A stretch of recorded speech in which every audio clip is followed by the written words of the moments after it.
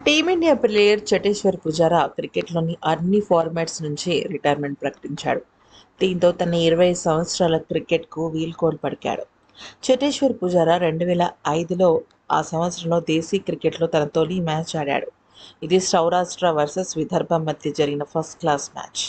అతను ఫిబ్రవరి 2025లో గుజరాత్తో జరిగిన first class మ్యాచ్లో తన చివరి ఫస్ట్ క్లాస్ మ్యాచ్ ఆడాడు. అది 2025లో. అయితే 2010 సంవత్సరంలో పుజారా అంతర్జాతీయ క్రికెట్లోకి అడుగుపెట్టాడు. బెంగళూరులో ఆస్ట్రేలియాతో జరిగిన టెస్ట్ మ్యాచ్ ద్వారా అరంగేట్రం చేశాడు. 2013లో బులావాయాలో జింబాబ్వేతో జరిగిన వన్డే మ్యాచ్ ద్వారా అక్కడ అరంగేట్రం చేశాడు. పుజారా వన్డే కెరియర్ ఎక్కువ కాలం కొనసాగలేదు. కానీ అరంగేట్రం తర్వాత 13 సంవత్సరాలు టెస్ట్ క్రికెట్లో కొనసాగడం అంటే అది మామూలు విషయం కాదు. జూన్ 2023లో ఆస్ట్రేలియాతో జరిగిన చివరి టెస్ట్ మ్యాచ్లో తన ఆడటం అయితే జరిగింది.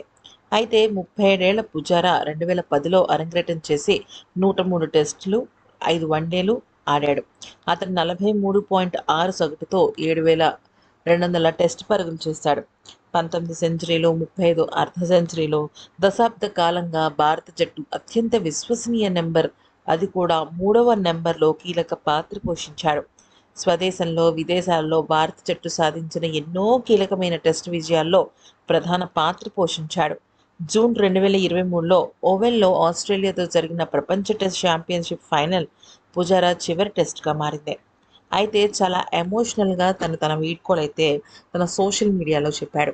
అయితే ఇండియన్ జెర్సీని వేయడం, అలాగే భారత జట్టు నేషనల్ యాంథమ్ పాడటం, ప్రతిసారి బరిలోకి అడుగుపెట్టిన ప్రతిసారి గెలవాలి అన్న ఒక ఫీల్, ఇదంతా కూడా మళ్ళీ నాకు తిరిగి ఈ జీవితంలో రాకపోవచ్చు. కాకపోతే నేను నా మాటలు అంటే నా లోపల ఉన్న భావాన్ని మాటల ద్వారా చెప్పలేకపోతున్నాను. ఇన్ని అద్భుతాలు నా జీవితంలోనే జరిగాయా? అవన్నీ కూడా ఈ రోజున ముగింపు పలకాల్సి వస్తుందా అని నేను చాలా బాధపడుతున్నాను.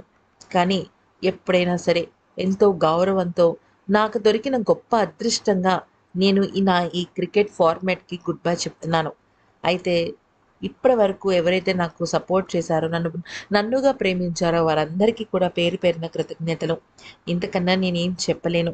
అన్నిటి నుంచి నేను రిటైర్ అవ్వాలని కోరుకుంటున్నాను అంటూ చెప్పడం జరిగింది.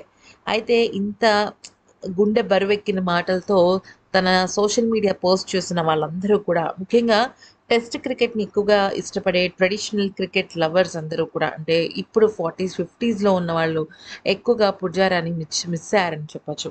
ఎందుకంటే ఇప్పుడంటే ఓకే, ఎక్కువగా మాధ్యమాలలో టెస్ట్ క్రికెట్ అనేది మళ్ళీ ఒక ప్రాధాన్యత సంతరించుకుంది. కానీ ఈ ఐపీఎల్ ప్రపంచంలో, టీ20 ఫార్మాట్ యుగంలో టెస్ట్ క్రికెట్‌కి సంబంధించిన ప్లేయర్‌ని ఇంత గొప్పగా గుర్తుపెట్టుకోవడం చాలా అరుదుగా జరుగుతుంటుంది.